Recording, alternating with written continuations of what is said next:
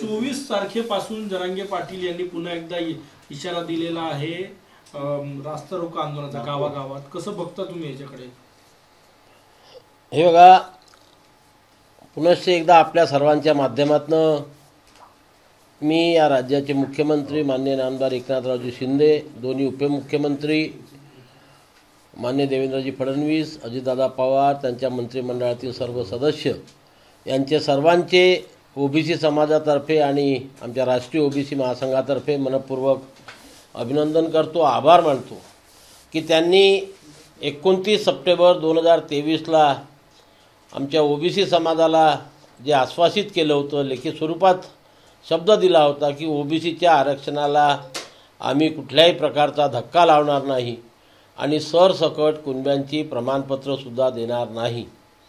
हे दोन्ही शब्द सरकारने पाळले आणि काल झालेल्या विधानसभेच्या 1 दिवसाच्या अधिवेशनात दोन्ही सभागृहामध्ये मराठा समाजाला SC, ST आणि OBCला जे 50% आरक्षण मिळतं त्या व्यतिरिक्त स्वतंत्र SC, BC या प्रवर्गात 10% आरक्षण देण्याचा कायदा एकमताने मंजूर केला आणि मराठा समाजाला सुद्धा न्याय देण्याचा प्रयत्न या सरकारने केलेला आहे. आमच्या OBC समाजाला दिलेला शब्द पाळल्यामुळे पुन्हा एकदा त्यांचं अभिनंदन. परंतु आताच जे मान्य जरांगे पाटील साहेबांनी पुढील आंदोलनाची जी दिशा ठरवली की त्यांनी सांगितलं की सगळे सोयऱ्याच्या अध्यादेशाची अंमलबजावणी जोपर्यंत होत नाही आणि अंतरवाली सराटीसह इतर ठिकाणी जे गुन्हे आंदोलकांवर नोंदविण्यात आलेले आहे ते पूर्णपणे मागे घेत नाही. त्याचप्रमाणे न्यायमूर्ती शिंदे समितीला मुदतवाढ आणि ज्यांना कुणबी प्रमाणपत्र नोंदी सापडल्या त्यांना कुणब्यांचे प्रमाणपत्र या इतर यांच्याकरता 24 तारखेपासून प्रत्येक गावामध्ये रस्ता रोको आंदोलन करण्याचा निर्णय त्यांनी या ठिकाणी जाहीर केलेला आहे. ते त्यांनी करावं, ती त्यांची भूमिका आहे, मी त्याला काही विरोध करणार नाही. परंतु मी या आधीसुद्धा अनेकदा बोललेलो आहो की 26 तारखेला आंदोलकांच्याच संमतीने सरकारने प्रस्तावित मसुदा जाहीर केला होता ज्याच्यावरती 16 तारखेपर्यंत आक्षेप नोंदवायचे होते. काल झालेल्या विधानसभेच्या अधिवेशनात माननीय मुख्यमंत्र्यांनी तेव्हासुद्धा सांगितलं की 6 लाख हरकती नोंदविण्यात आलेल्या आहे आणि त्या हरकतींचं निराकरण करण्याचं काम युद्ध पातळीवरती सरकार करतं आहे. परंतु त्याच्याकरता जो वेळ लागणार आहे तो वेळ लागणारच आहे आणि म्हणून ही प्रक्रिया पूर्ण करण्याकरता जो वेळ लागतो तो वेळ संपल्यावरती नवीन मसुदा म्हणा किंवा प्रस्तावित मसुद्यामध्ये जे काही ॲडिशन डिलिशन करायचं आहे ते करून कायद्याची अंमलबजावणी लवकरात लवकर करण्यात येईल अशा प्रकारचं आश्वासनसुद्धा माननीय मुख्यमंत्र्यांनी काल दिलेलं आहे. आणि म्हणून अशा वेळेस प्रशासनाला एखादी प्रक्रिया पूर्ण करण्याकरता जेवढा वेळ लागतो तेवढा वेळ आंदोलकांनी द्यायला पाहिजे. त्याच्यामध्ये घाईगर्दी करून होत नसतो आणि म्हणून आणखी 2 दिवसाची मुदत आंदोलकांनी सरकारला दिलेली आहे. बघू 2 दिवसात काय होते. आणि 24 तारखेपासनं प्रत्येक गावामध्ये हे आंदोलन करायचं असा निर्धार त्यांनी आज व्यक्त केलेला आहे. 29 तारखेपर्यंत हे आंदोलन, त्यानंतर 10 लाख लोकांना आमरण उपोषणावर बसण्याकरता त्यांनी आवाहन केलेलं आहे. सरकार याकडे लक्ष देईल, आम्ही त्याच्याकडे लक्ष देऊन राहू. परंतु आता हे आंदोलन किती गावामध्ये सक्सेस होते आणि त्याचा परिणाम सामान्य माणसावरती काय होतो. 12वीच्या परीक्षा सुरू आहे, आईवडील आपल्या मुलांना परीक्षा केंद्रावरती घेऊन इकडून तिकडे जात असतात.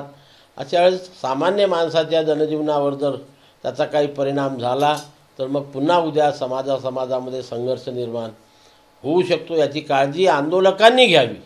आंदोलकांनी याची काळजी घ्यावी आणि त्यांचं आंदोलन एक शांततेने करून इतर माणसांना त्याचा कुठलाही त्रास होणार नाही याची दक्षता त्यांनी घ्यावी असंच आव्हान मी आपल्या माध्यमातून आंदोलकांना करू इच्छितो. सर, आज ज्या पद्धतीनं जरांगे पाटलांची प्रेस झाली त्यामध्ये ज्या पद्धतीनं त्यांना टीका केलेली आहे, विशेष करून छगन भुजबळांवर, आणि आता त्यांचं टीकेचं स्तर खालावतं असं वाटतं, माहितीच असतं. आता या महाराष्ट्रातील सर्व जनतेला आणि सामान्य माणसाला सुद्धा या दोघांच्या एकमेकांवरच्या टीका ऐकण्याची सवय झालेली आहे. काय की ते एक जण बोलले की दुसरे टीका करतात, दुसरे बोलले की पुन्हा पहिले टीका करतात, आणि त्याच्यामुळे आता या लोकांचे अशा प्रकारचे असले की दोघे एकमेकावरती टीका करणार हे सर्वसामान्य माणसाला अपेक्षित झालेलं आहे. आणि म्हणून त्यांनी एखाद्या दिवशी टीका केली नाही तर त्या दिवशी आपल्याला आश्चर्य वाटेल. आज टीका केली तर काही आश्चर्य आपल्याला वाटत नाही. स्तर काय आहे काय नाही ते आता सामान्य जनताच ठरवून राहिलेली आहे. आपल्याला त्याच्याविषयी बोलायचं काही कारण नाही. बरं, जरांगे पाटलांनी ही पण मागणी केलेली की जोपर्यंत मराठा आरक्षण मिळत नाही तोपर्यंत निवडणुकाच घेऊ नका. ही मागणी तर हास्यास्पद आहे. ही लोकसभेची निवडणूक संपूर्ण भारतामध्ये होणार आहे, आणि एखाद्या राज्यातल्या एखाद्या समूहाने अशा प्रकारचं जर आवाहन केलं तर केंद्र सरकार त्याचा काही विचार करत नाही, आणि त्यामुळे निवडणुका काही कोणाच्या आव्हानावरून थांबू शकत नाही. सर, ते गाड्या गावात आल्या इलेक्शनच्या दरम्यान तर त्या गाड्यांमधून उतरून टाका, दारात येऊ देऊ नका नेत्यांना, निवडणुकीच्या काळात नेत्यांना सहकार्य करू नका असा इशारा दिला. आणि सर म्हणजे वयोवृद्ध लोकांना जे मरणाच्या दारावर आहे त्यांना आंदोलन उपोषणामध्ये बसवा आणि त्यांच्या मृत्यूसाठी मग सरकारला जबाबदार धरा असं त्यांचं. नाही, आता त्याचं इव्हॅल्युएशन समाज करणार आहे की जे काही त्यांनी आवाहन केलं, परंतु आमदार खासदारांना आपल्या दारासमोरून जाऊ नका देऊ, गावामध्ये येऊ नका देऊ, आणि निवडणुका जर लागल्या तर निवडणुकीच्या दरम्यान प्रचाराकरता जर कोणी आलं तर त्यांच्या गाड्याचा ताबा घ्या, आपल्या गोठ्यामध्ये नेऊन ठेवा आणि निवडणुकीनंतर त्यांना परत करा. अशा प्रकारचं जे आव्हान आहे ते किती यशस्वी होईल याबद्दल मी स्वतः साशंक आहे.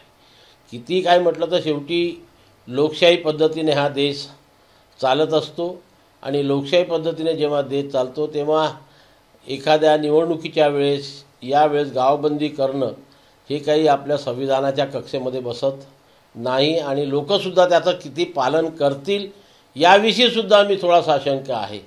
कारण आपण जेव्हा सामाजिक प्रश्न हा वेगळा असतो आणि राजकीय भूमिका ही वेगळी असते, आणि आज तर अशी परिस्थिती झाली आहे की प्रत्येक गावागावामध्ये प्रत्येक पक्षाचे कार्यकर्ते आहे, आणि म्हणून कोणत्या पक्षाचे कार्यकर्ते आपलं ऐकतील, कोणत्या पक्षाचे ऐकणार नाही याचासुद्धा विचार होईल. आणि ज्या दिवशी या 2, 3, 4, 5, 6 राजकीय पक्ष आहेत काही एकत्र आलेला नाही आहे, आणि मग या राजकीय पक्षांच्या कार्यकर्त्यांमध्ये संघर्ष जर उभा राहिला तर त्या संघर्षाला कोण जबाबदार राहणार याचासुद्धा यापुढे आपल्याला विचार करावा लागणार. एबीपी माझा, उघडा डोळे बघा नीट.